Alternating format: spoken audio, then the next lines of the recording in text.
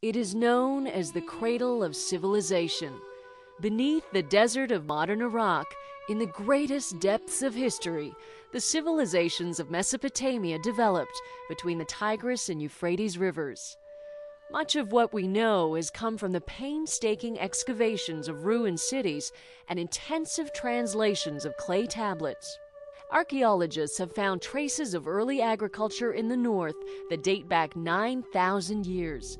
But recorded history begins further south with a group known as the Sumerians.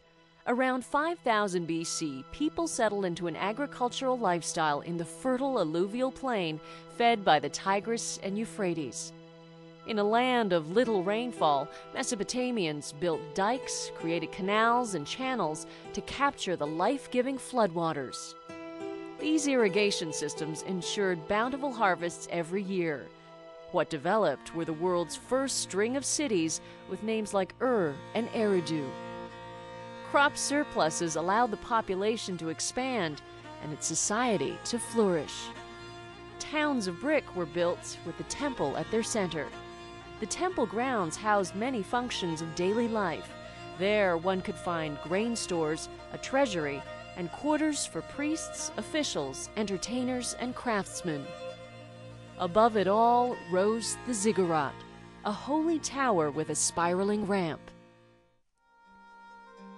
Kings were revered as representatives of the gods on earth.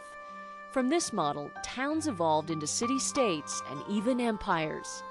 As society became more complex, people needed tools for recording the trade of animals and food. Using tablets made of raw clay, early Mesopotamians developed cuneiform, the first written language. By pressing wedge-shaped forms into the soft, wet material, they kept transaction records of commodities like sheep and grain. It spread to other uses, and scribes recorded the first major literary work known to Western civilization, the Epic of Gilgamesh, following the story of King Gilgamesh, who embarks on a quest for immortality, but ultimately fails. Perhaps the best known of Mesopotamia's civilizations was Babylon. During the second millennia BC, it rose from a provincial capital to become the center of a kingdom that encompassed southern Iraq and beyond. Its hanging gardens were famous throughout the Western world as an ancient wonder, and its king Hammurabi left his mark with a collection of laws. Hammurabi's code, as it's known today, defined private property as well as legal decisions for crimes, family disputes, and commerce.